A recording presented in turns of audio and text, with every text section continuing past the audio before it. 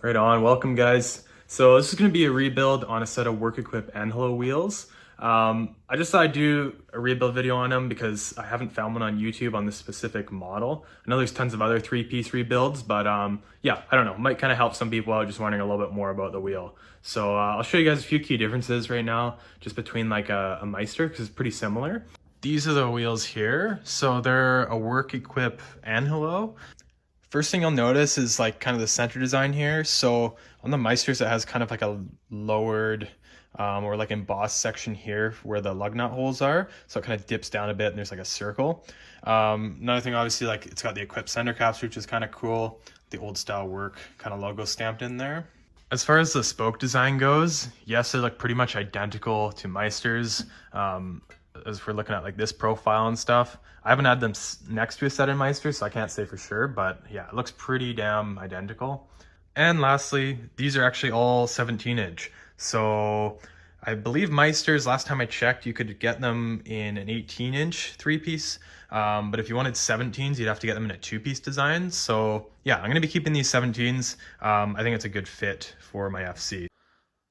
So currently the fronts are a 17x8 plus 29 and our rears are a 17x9 plus 35. Now the plan is to take these up to, in the front, a 17x9 plus 3.5 and in the rear 17x10 plus 9.5. I will say for my car, I'm going to be running plus 30 mil wide body all around. In the front, it's got PBM extended control arms. I think they're plus 30 mil. And also I have my M knuckle, angle knuckles in there. So yeah, that's my setup, but could differ on yours. So that's what's going to work for me. Now I'll talk about what I'm doing with like lip sizes and barrel sizes later on to achieve those specs. But for now, we're going to start breaking down these wheels. So what I did a few days ago is just soaked every single bolt, every fastener with some penetrating oil. And hopefully that's kind of worked in now. It's going to make them a little bit easier to undo because I believe these wheels are quite a few years old. So I'm going to break loose all of these bolts by hand, just using a couple breaker bars. I did go out and buy an 8mm 12-point socket. That was a snug fit. I kind of got like a decent brand one. Just to go on the bolts, these are, yeah, 8mm 12-point. So I'll hold that side from spinning and then crack the nut loose from the back side. All right, guys, so I really quickly found that I needed a helping hand. This thing was, well, those bolts are really tight, so I needed some way to kind of hold this from spinning on me. So, you know, a couple quick clamps and just clamped to my workbench seemed to work pretty good.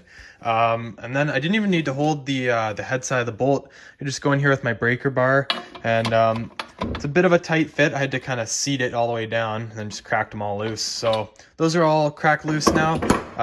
What I'll do now is switch over to the impact and hold the head of the bolt and zip all those nuts off. All right, so got all the hardware out there. Most of it came out without any issue. So next I'm just gonna pop out that Allen key and kind of secures the valve stem so we can pop that out. And we'll cut the silicone kind of at the seams there so this thing can split apart. And do the same thing on the other three wheels. So we'll get to that now. All the hardware is removed now. Most of the bolts are in pretty good condition, luckily, so we'll be able to reuse them. There's just 5 where the nuts were like a little bit difficult to take off, and I ended up stripping them just a bit, so I'll replace the nuts on those, but studs seem fine. Next up, we're just gonna use a blade and trim the silicone on each side of the center, so just kind of there and there, and then we should be able to use a mallet and tap these things apart.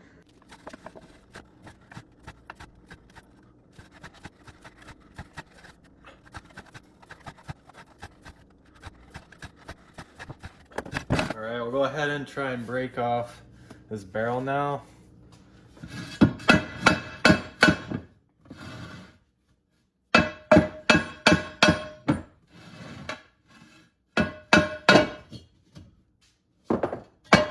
we go, it's one part done. And now we'll break the lip off. Done, just like that. Right on, guys, so as you can see, everything is now apart, all disassembled. Luckily it all came apart, no issues. So basically the plan is to achieve these specs is obviously relipping. So I'm not going to be using these lips, going to be selling those. And I'm only going to be keeping the 5.5-inch barrels off of the front wheels. The rears were 6-inch, and those were a little bit too big to keep as like rears. So the 5.5s are going to be going on the back wheels with a 4-inch lip, and then plus my 1/2-inch disc there, that gives me 10 inches for the rear. And I'm going to be getting new inner barrels for the front wheels, and those are going to be a 5-inch with a 3.5-inch lip, and then you add the 1/2-inch center in, that gives you 9 inches in the front. So those are on order. While those are waiting to come in, it's probably gonna be like at least 3 months, I'm guessing. I'm gonna start on the centers and getting them ready for powder coat or paint. I'm not exactly sure yet. All right guys, so I got all the faces cleaned up. Basically just took a knife, cut off all the silicone that was on here. And after that, to kind of get rid of the residue that was still there, I just used one of these kind of like Scotch-Brite discs on a grinder. That's good because it didn't dig into the aluminum, and it just cleaned this off. So it didn't really mess up the surface at all. And to really get in this crack here, I had to kind of use a combination of this brass wire wheel and a brush, as well as like a little pick to kind of scrape in there and clean out any corrosion. The front sides were okay, but on the back here, there's a bit of a groove. I needed to clean all that out and all the faces. So that's all good now. What I'm gonna do is get these all masked up and get them ready to sandblast. So I got the faces all masked off here. Just fold it around for now. I'm just gonna blast from this direction so I don't hit that kind of sealing surface for the barrel or the lip. But yeah, we're gonna sandblast all this, all the backside, all the face, try and get in here.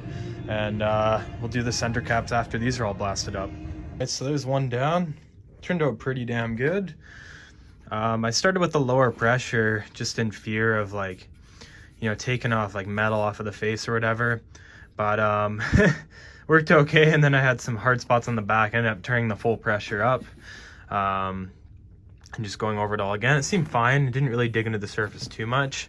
I actually did the front as well with the higher pressure, and it's fine. Like, I'll need to knock this down with like a Scotch-Brite pad, maroon Scotch-Brite pad. Seems good to use just to knock down any metal that's being kind of tipped up by the sand particles. But you know, it's clean. That's what we were going for. Got in all the holes and everything. So anywho, we'll get these guys done, and I'll give you guys an update once they're all blasted up.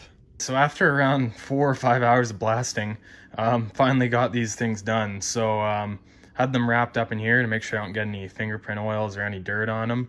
And I'm gonna wear some gloves now, and gonna knock down the surface with 80 grit and prep for epoxy primer. So I did decide to epoxy prime and then paint these things. So yeah, I just got to knock down that surface. Just got 80 grit on a block on these pieces here to get in the little nooks and crannies.